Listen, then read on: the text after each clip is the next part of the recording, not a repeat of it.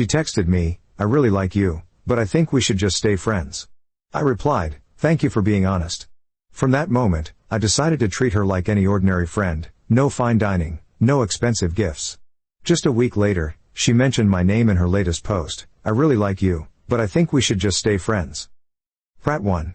That one text hit harder than I expected. For a second, I just stared at my phone, reading it over and over again until the words started to blur. My heart raced, not from heartbreak, but from a hollow, empty feeling. The quiet fear I'd been avoiding had finally arrived. I didn't reply right away. I sat there, frozen, phone still in my hand, trying to feel something: anger, sadness, relief. Then I nodded to myself, even though she wasn't there to see it. A small, tired nod, like I was telling my own reflection, "All right, I get it." So I typed back, simple and clean, "Thanks for being honest." I set my phone down, leaned back in my chair, and exhaled like I'd been holding my breath for months. From that moment on, I made a silent promise to myself: if Emma wanted to be friends, then I'd treat her exactly like one. And honestly, I didn't realize it then, but that tiny decision, that calm little text, would change everything between us. Emma wasn't just some random girl I met online. She was different, the kind of person who walks into a room and suddenly everyone's a little more alive. Smart, funny, confident, and yeah, she had that kind of smile that just makes you forget what you were about to say. We met through mutual friends about a year ago. At first, it was casual, movie nights, group hangouts, inside jokes that only we got. Then somewhere along the way, I started noticing her more, the way she scrunched her nose when she laughed, how she'd listen like you were the only one talking in the whole room. I didn't fall all at once. It was slow and deliberate.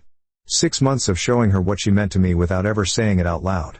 I wasn't trying to impress her with money. I just wanted to show I cared.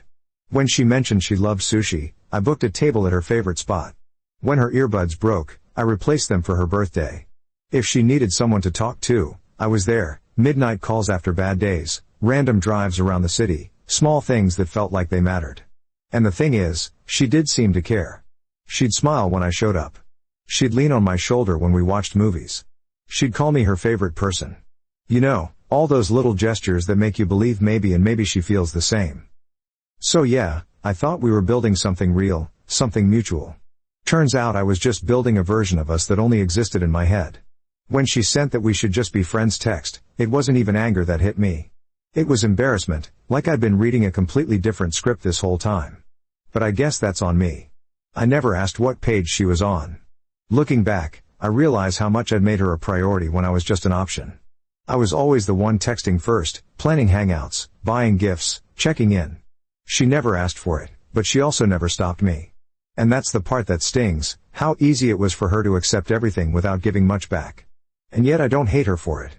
She didn't promise me anything. She was just being herself, and I was the one projecting something more. So after that text, I made a decision: no more maybe someday. No more chasing. If she wanted to be friends, fine, I'd be her friend. But I'd stop being the version of myself who revolved around her. I remember the first morning after. Usually, I'd text her something dumb like "good morning, coffee queen," or send a meme. That day, I didn't.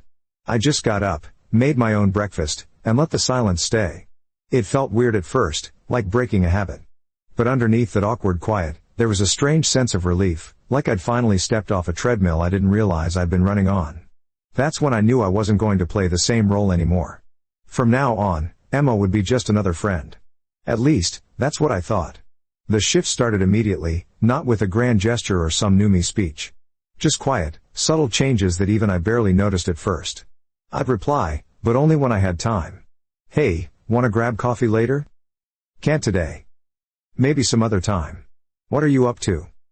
"Just busy with some stuff." Polite, friendly, but distant. At first, it felt awkward as hell, like trying to walk normally after you've been limping for months.